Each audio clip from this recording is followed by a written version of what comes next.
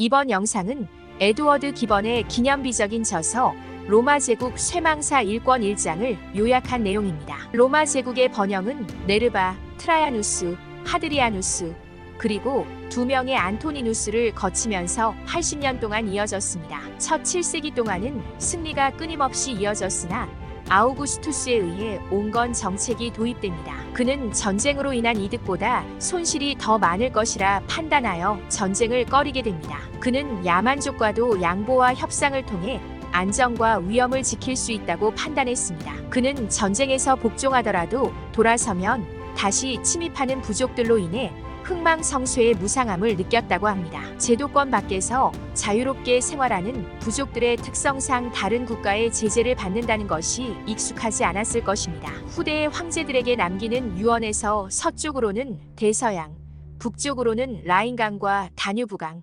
동쪽으로는 유프라테스, 그리고 남쪽으로는 아라비아와 아프리카의 사막 즉 자연이 주는 경계를 지키라는 것이었습니다. 황제들은 나태해졌지만 자신들의 나태를 행동력을 갖춘 장군들이 대신 누리도록 놔둘 생각도 없었습니다. 신하가 명성을 쌓는 것은 황제들에 대한 도전으로 간주되었습니다. 그런 이유로 장군들은 변경지대를 방어하는 것으로 자신의 의무를 스스로 제한했습니다. 서기 1세기 동안에 로마 제국은 유일하게 브리타니아 속주를 제국에 추가했습니다. 브리타니아의 지정학적 위치가 정복욕을 부추겼고 진주 채취에 대한 확인되지 않은 소문으로 탐욕을 불러일으켰기 때문입니다. 게다가 브리타니아는 섬나라였기 때문에 대륙의 경계와는 별개로 생각한 부분도 있었습니다. 로마의 장군 아그리콜라는 여세를 모라브리타니아에 이어 아일랜드까지 정복하려고 합니다. 그러나 그는 오히려 탁월한 능력으로 브리타니아에서 물러나야 했고 그의 정복 계획은 무산되었습니다. 트라야누스 황제는 명예욕이 강했습니다. 그의 명예욕의 원천은 끊임없는 찬미를 받아온 알렉산드로스 대왕이었습니다. 그는 알렉산드로스 대왕 같은 명성을 얻는다는 것이 현실적으로 불가능하다는 것을 알고 좌절했다고 합니다. 그러나 일시적이기는 했으나 트라야누스는 파르티아인들을 정복했으며 페르시아만까지 진군하는 성과를 올렸습니다. 그는 이 머나먼 바다를 항해한 처음이자 마지막 황제로 남게 되었습니다. 그는 아라비아 연안을 닥치는 대로 약탈했으며 원로원은 그의 계속되는 정복에 놀라움을 느꼈다고 합니다. 그러나 트라야누스의 죽음 이후 로마인들은 그가 정복한 속주들의 저항을 걱정하게 됩니다. 하드리아누스 황제는 호기심이 많고 활동적인 황제였습니다. 그는 황제의 의무를 이행하는 것이 곧 자신의 호기심을 충족시키는 것이라 할 만큼 왕성한 활동을 했습니다. 실제로 여행도 수없이 다닐 정도로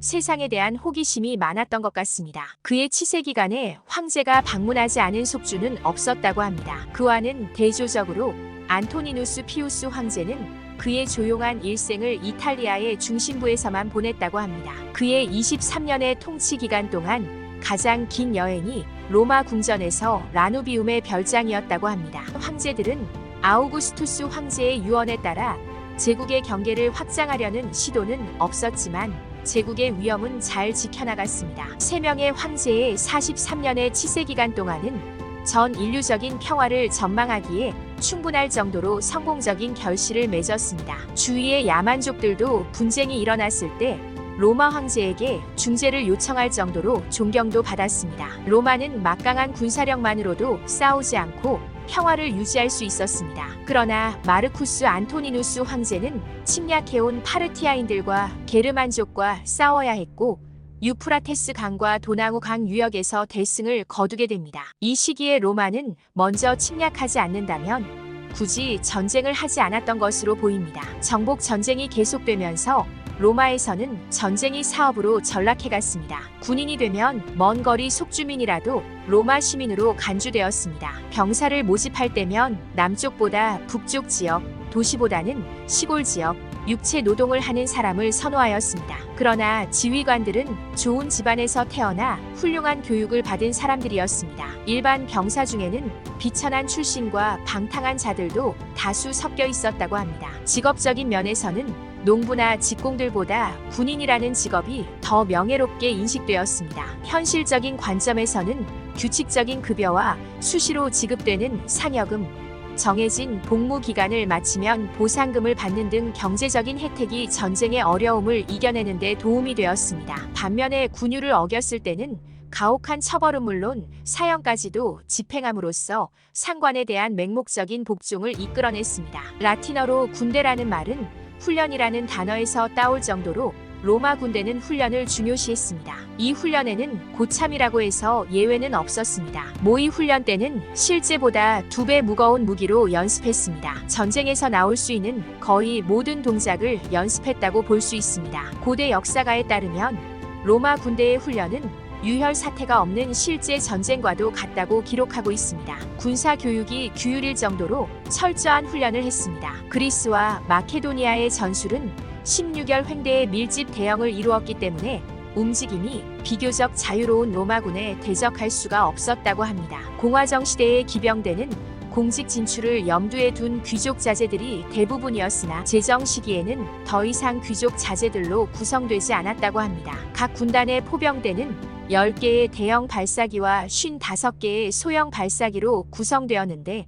사선이나 수평으로 발사할 수 있었습니다. 이 발사기들은 돌이나 화살을 넣어 적에게 맹렬하게 공격했습니다. 로마 군단의 병영은 요새화된 도시의 모습을 띠고 있었습니다. 이탈리아에는 수도 방위대 혹은 근위대 2만 명 이상의 정예부대가 황제와 수도의 안전을 책임지고 있었습니다. 이 근위대는 앞으로 제국의 혼란에 깊이 관여하게 되는 세력입니다. 로마인의 야망은 육지에 있었기 때문에 바다에 대한 모험 정신은 없었습니다. 황제들은 지중해를 평화롭게 유지하면서 무역을 보호하는 정도로 관여하였습니다. 아우구스투스는 라벤나와 미세눔 두 곳의 항구에 쾌속 범선을 조직하여 각각 지중해의 동쪽과 서쪽을 관할하도록 했습니다. 각 함대에는 수천 명씩의 해병을 배치했습니다. 로마의 육군과 해군을 합하여도 45만 명을 넘지 않았다고 합니다. 에스파냐는 유럽의 맨 서쪽에 위치하였고 아우구스투스 시대에는 3개의 속주로 나누어져 있었습니다. 고대 갈리아는 지금의 프랑스보다 훨씬 컸습니다. 아우구스투스는